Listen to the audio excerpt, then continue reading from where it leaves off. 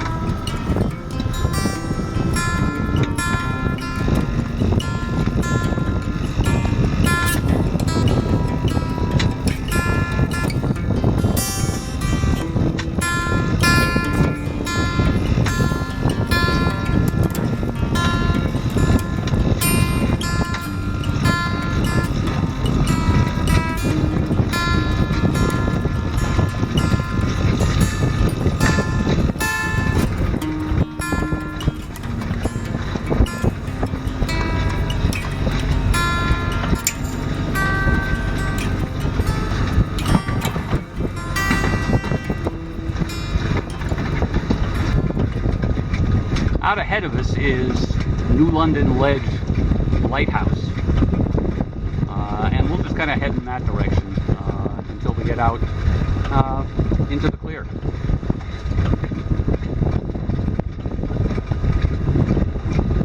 We seem to have more wind than was forecast. Forecast was 5 to 10. Pretty sure we got more than that out here now, but I don't have a wind gauge.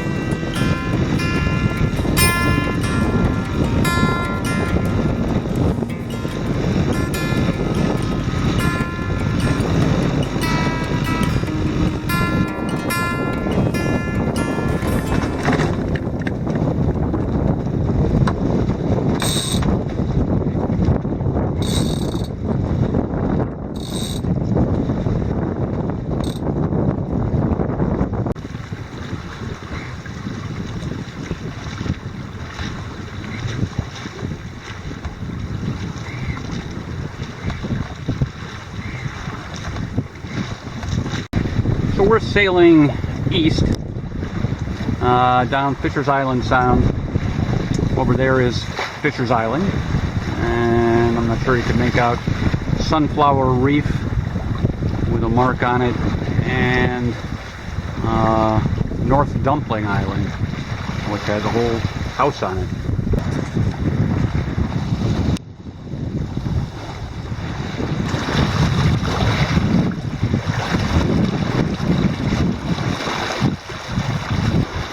Perhaps there you have a better view of North Dumpling with the structures on it and wind turbine.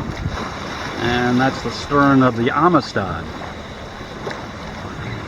So we took a turn around a buoy off Groton Long Point, changing course just a little, and we managed to set ourselves up wing on wing. So we've only managed to do this a couple of times. I hope it lasts and I don't jibe myself. But we're doing about 3 knots against the current, so I'm pretty happy with that.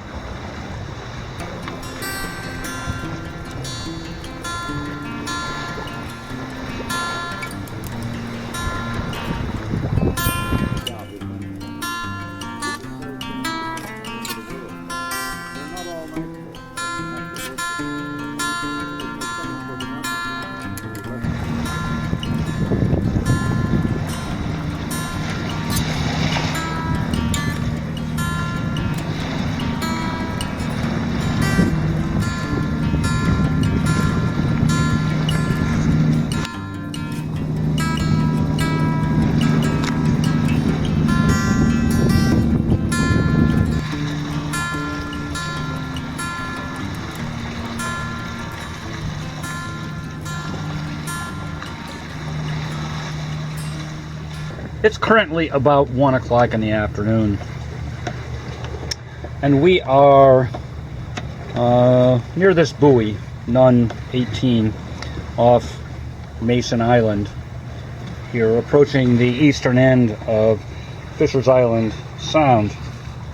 And we're going to continue to the Stonington breakwater, and we should be there in about an hour.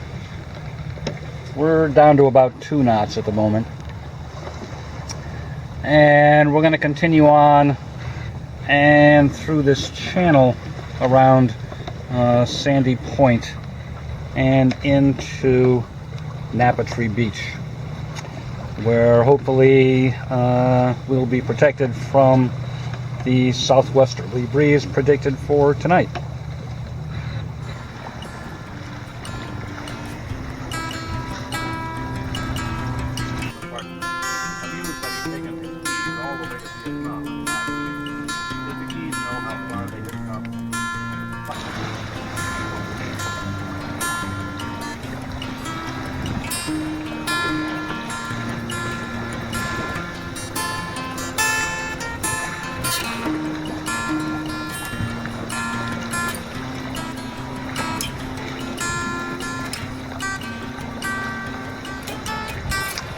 This is the Stonington breakwater, and behind it, the Stonington village. A lovely little town. Well, the wind direction is such that I could sail all the way into behind Napatree Beach. But it's a narrow little channel, and I don't have the experience to trust myself to do it single-handed. So, in a few minutes here, we're going to be dousing the sails and starting the engine in the other order, of course, and we'll motor in.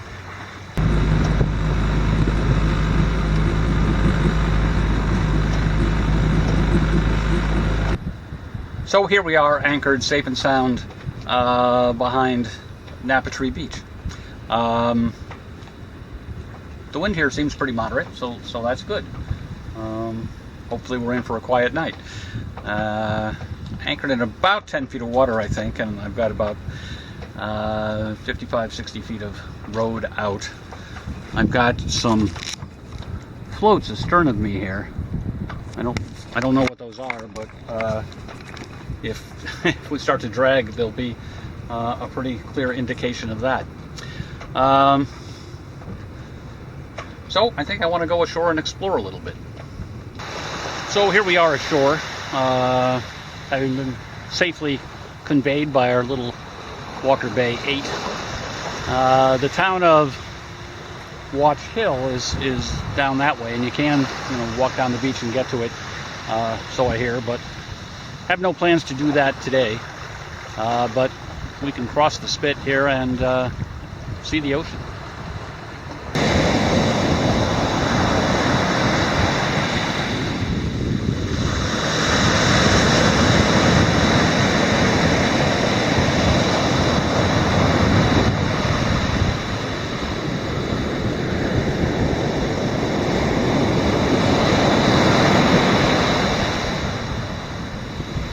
well, it was a short shore excursion, but I enjoyed it.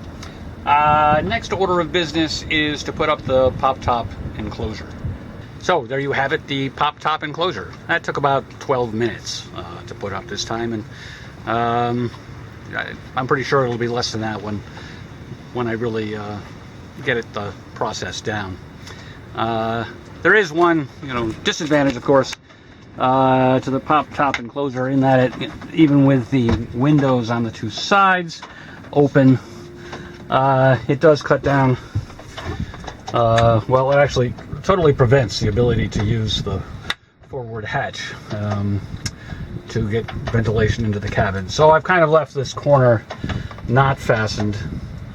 I've got the zipper started, which would be the hardest part if I had to button it up quickly. But this really does make the interior much more comfortable, especially when it's not going to rain, which it's not, pretty sure. It's about 4 o'clock in the afternoon now, and since our chores seem to be mostly done, well, we're just sitting back and relaxing and having a little glass of wine. Yeah, that is ice in there. You're probably shocked. And a bit of fine aged cheese from our local farmer's market. So we'll just kick back and relax and maybe do a little reading and a little snacking and a little sipping. See you later. So it's about 6 o'clock and we're working our way towards dinner time. My primary outdoor activity before I took up sailing was backpacking. You may not be familiar with the sport of backpacking, but it involves taking all of the food, clothing, shelter, cooking equipment, water treatment supplies, emergency supplies, everything you might need for up to a week, and putting it in a pack and putting it on your back and walking up and down mountains. So it's a lot like sailing. But some of the habits that I picked up backpacking, I'm carrying over to sailing. And what we're going to see tonight is what had been a backpacking meal, and now it's a sailing meal. So for backpacking, of course, weight is important. So you can buy commercially prepared, freeze-dried backpacking meals, which I've done, and they're mostly okay. But you can also use a dehydrator and create your own dehydrated meals, which I've also done. And so what we're going to have tonight is a meal that I created initially for backpacking, but is also useful here sailing. If nothing else, most people who are going to go out overnight should have a reserve of meals like this on board for emergencies in case they have to stay out an extra night. But I find them perfectly acceptable as a regular meal. My wife doesn't share my enthusiasm. But tonight we're going to have dehydrated beef stroganoff. And I'll walk you through that. So here's our dehydrated backpacking meal. It's beef stroganoff, if I didn't mention that before. So after I dehydrated it and separated it into individual portions, I put it in a food saver bag and sucked all the air out of it, which helps it stay nice and fresh. So the first thing we need to do is get it out of this bag. So out of the food saver bag, it looks kind of like this. You can see it a little bit better. But we're going to dump this into our pot and then cover that with some water and then bring that to a boil. The amount of water is, well, more of an art than science. So you just learn to guess. All right, so we've put some water in there. We're going to put it on the stove and put a cover on it. And we might stir that once or twice, but basically we're just going to bring that to a boil. So on this butane stove, stuff comes to a boil very quickly. I have stirred that once or twice. So what we're going to do now is turn that off and then wrap it up in a beach towel for about half an hour. So, but we're not limiting ourselves to the backwoods experience. So my wife has packed up for me a fresh tomato and some cucumbers from our vegetable garden. It's early September, so it's peak season for these things, and I'm going to cut those up and make myself a little salad. I also have some peas. They were frozen peas. They're not frozen anymore, but they're better than dehydrated peas. So we'll stir those into the beef stroganoff as it approaches its final stage. So we need to do a little slicing and dicing here. So there's our rehydrated beef stroganoff, and the fresh peas do add some nice color. There are dehydrated peas in there, but well, everything that goes through the dehydrator tends to come out gray or brown, so they add some nice color. And here's our salad, which has plenty of color. So time to eat. Well, dinner has been it, and the dishes have been done. So the rest of the evening will be taken up by reading. I got a book on a Kindle. So we'll see you in the morning. Good night.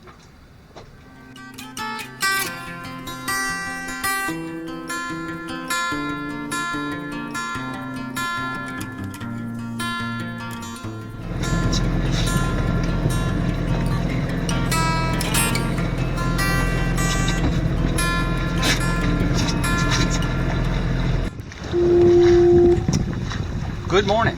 It's about 9:30, and we motored out of the long channel from Napatree Beach back to Stonington Harbor, and we've made our way back into Fisher's Island Sound, and we've raised the sails. So the wind today is pretty much out of the west to maybe southwest. Supposed to start off pretty light this morning, and pick up a bit.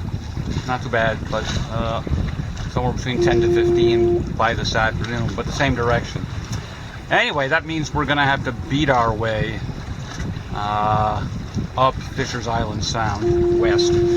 At the moment, the current is against us as well as the wind, so but that should change a little before noon, 11 something. And so this afternoon we should have the current with us. So we're going to use this opportunity to go out and explore the passage at the east end of Fisher's Island a little bit, I think. And as we beat our way up, since we can't follow any of the nice GPS routes that I have plotted through the area, we'll have to work on avoiding the many obstacles that are scattered around Fisher's Island Sound. So, sounds like a fun day.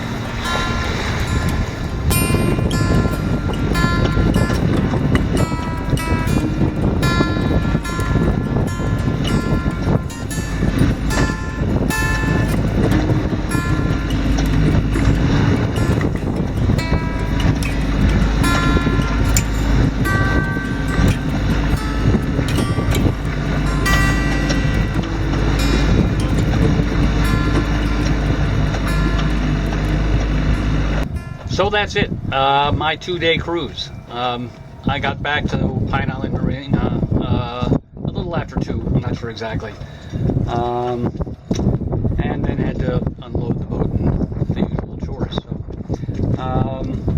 So it was a short cruise, and we hope to do longer cruises to more exotic locations at some point in the future. But that's it for now. Thanks for watching.